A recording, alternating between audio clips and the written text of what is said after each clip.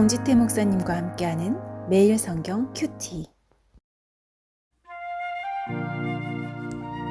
교우 여러분 안녕하십니까? 7월 1일 월요일입니다. 예레미야 26장 1절부터 15절을 묵상하겠습니다. 유다의 왕 요시야의 아들 여호야김이 다스리기 시작한 때에 여호와께로부터 이 말씀이 임하여 이르시되 여호와께서 이와 같이 말씀하시니라. 너는 여호와의 성전 뜰에 서서 유다 모든 성읍에서 여호와의 성전에 와서 예배하는 자에게 내가 네게 명령하여 이르게 한 모든 말을 전하되 한마디도 감하지 말라. 그들이 듣고 혹시 각각 그 악한 길에서 돌아오리라. 그리하면 내가 그들의 악행으로 말미암아 그들에게 재앙을 내리려 하던 뜻을 돌이키리라.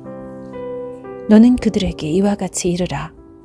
여호와의 말씀에 너희가 나를 순종하지 아니하며 내가 너희 앞에 둔 내 율법을 행하지 아니하며 내가 너희에게 나의 종 선지자들을 꾸준히 보내 그들의 말을 순종하라고 하였으나 너희는 순종하지 아니하였느니라.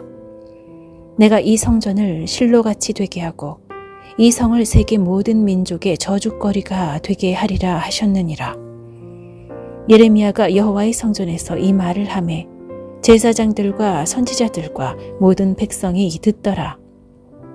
예레미야가 여호와께서 명령하신 말씀을 모든 백성에게 전하기를 마침에 제사장들과 선지자들과 모든 백성이 그를 붙잡고 이르되 내가 반드시 죽어야 하리라.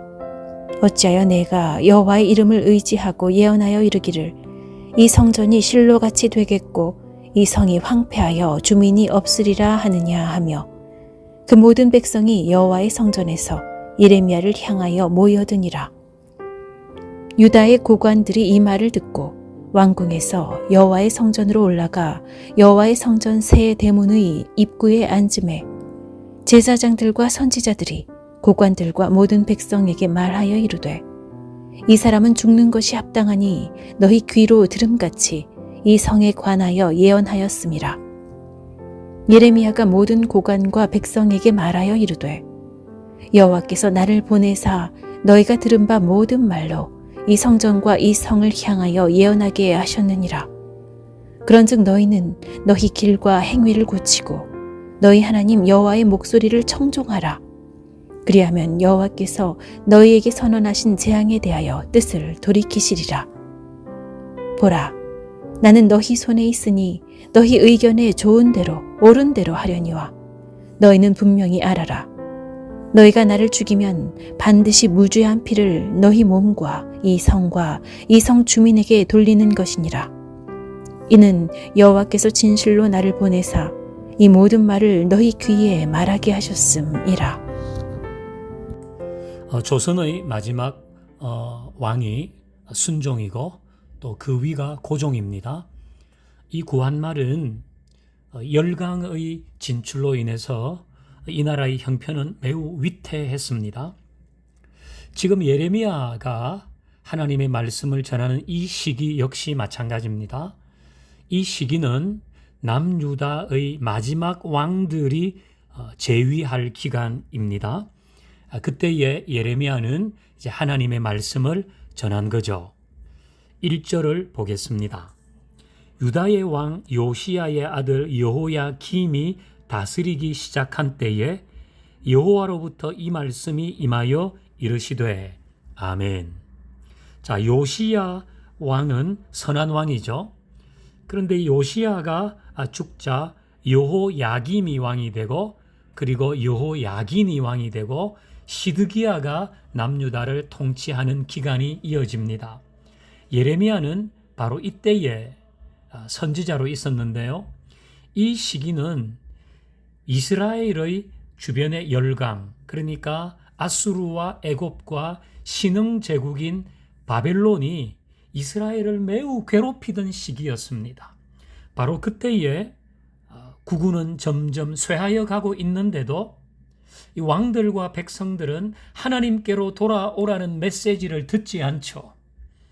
바로 그런 상황에서 예레미야는 계속해서 하나님의 말씀을 전하고 있는 것입니다. 이제 2절을 읽습니다. 여호와께서 이와 같이 말씀하시니라. 너는 여호와의 성전 뜰에 서서 유다 모든 성읍에서 여호와의 성전에 와서 예배하는 자에게 내가 내게 명하여 이르게 한 모든 말을 전하되 한마디도 가감하지 말라. 그러니까 하나님은 예레미야에게 성전에 와서 예배하는 사람들에게 내가 전하는 말을 알려라. 그러니까 예레미야도 지금 성전에서 이 말씀을 전해야 되는 겁니다. 예레미야가 성전에서 전하는 말씀은 어떤 것인가? 4절 봅니다. 너는 그들에게 이와 같이 이르라. 여호와의 말씀에 너희가 나를 순종하지 아니하며 그 뒤에 율법을 행하지 아니하며 그 뒤에 선지자들을 꾸준히 보내었으나 순종하지 않았다는 것입니다. 즉, 이 말씀은 선지자에게 순종하지 않은 것이 율법을 순종하지 않은 것이고 그 율법을 순종하지 않은 것이 하나님께 순종하지 않은 것이었다. 이 얘기를 하는 겁니다. 13절도 볼까요? 그런즉 너희는 너의 길과 행위를 고치고 너희 하나님 여호와의 목소리를 청종하라. 그리하면 재앙에서 뜻을 돌이키리라. 하나님이 예레미야를 통해서 전하시는 말씀은 한 가지입니다. 순종하라.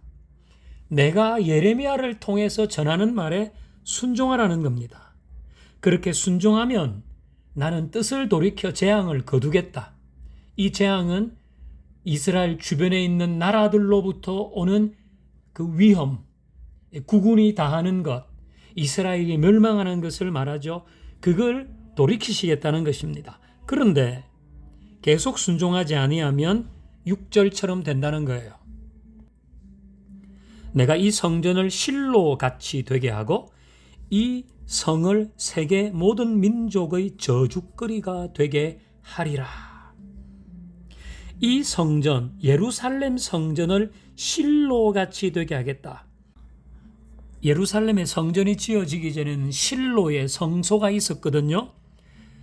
그런데 그 실로의 성소가 블레셋 사람들에게 무참하게 짓밟혔는데 이 예루살렘 성전도 아수르나 애굽이나 바벨론에 의해서 무참하게 짓밟힐 수 있다는 거야. 그리고 예루살렘 성전이 있는 예루살렘, 이 도시도 모든 민족에게 저주거리가 될 것이다 라고 말합니다. 이건 하나님의 엄유한 말씀이거든요. 그런데 이 말씀을 들은 사람들은 어떻게 반응했어요? 8절 볼까요?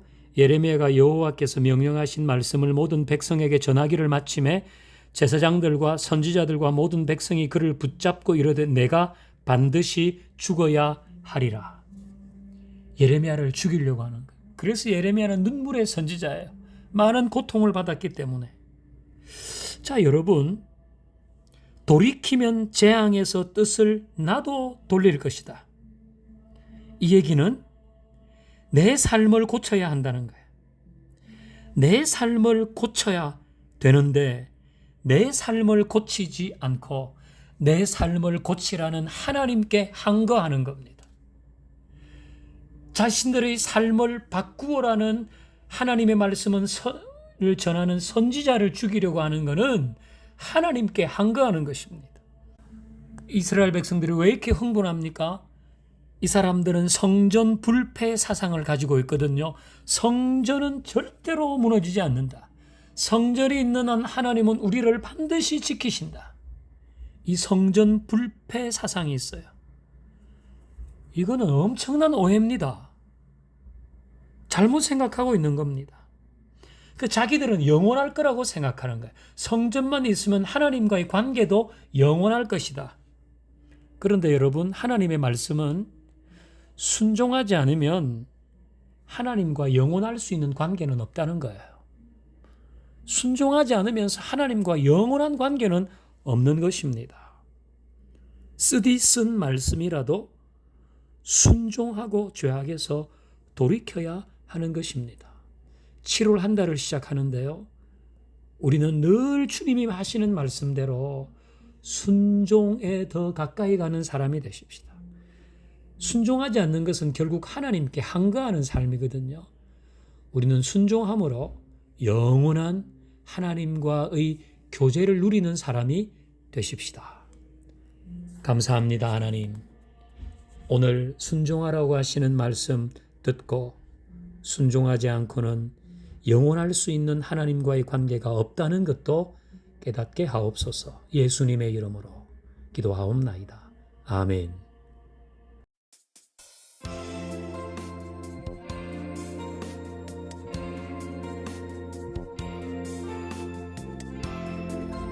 월요일 하나님을 경험하는 삶을 위한 기도.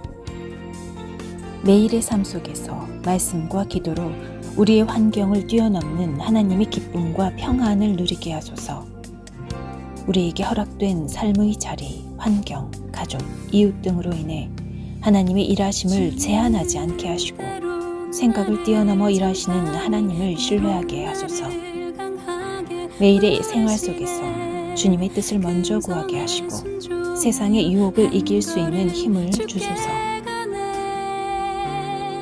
순종은 아름다우신 주님을 보게 하네. 순종